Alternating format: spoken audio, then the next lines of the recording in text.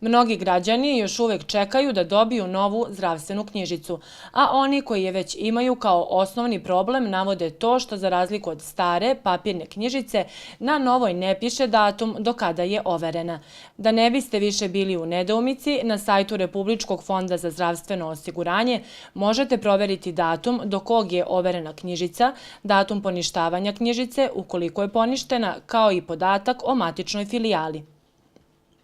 Ove godine odmaralište Ovčar u Ulcinju posetilo je oko 1700 čačanskih mališana. Među njima besplatno letovanje dobila su deca sa invaliditetom kao i deca iz hraniteljskih porodica. U poseti mališanima bio je i narodni poslanik Marko Parezanović.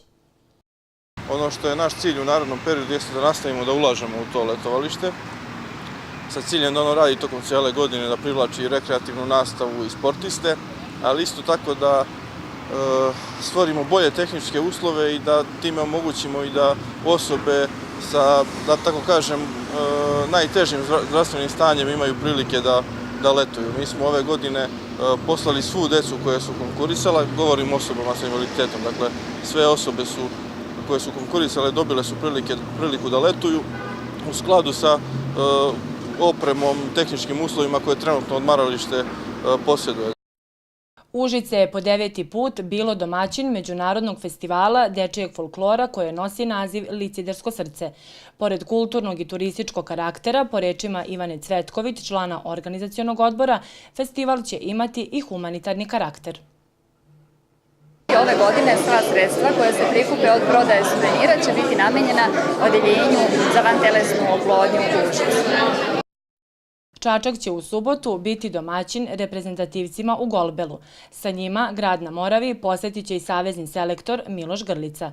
Golbel je jedini sport kojim se bave samo osobe sa invaliditetom, a Čačani će biti u prilici da se upoznaju sa svim njegovim pojedinostima.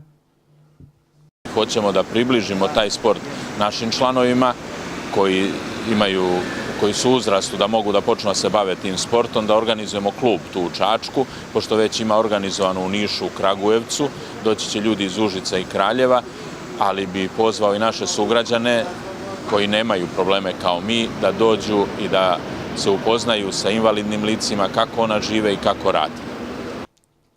Sportski ribolovci iz Šačanskog kluba Grebići osvojili su bronzanu medalju na državnom prvenstvu Srbije u sportskom ribolovu za osobe sa invaliditetom, koje je održano u Srbobranu u organizaciji Sportskog saveza invalida Srbije, a na kom je učestvovalo 19 ekipa.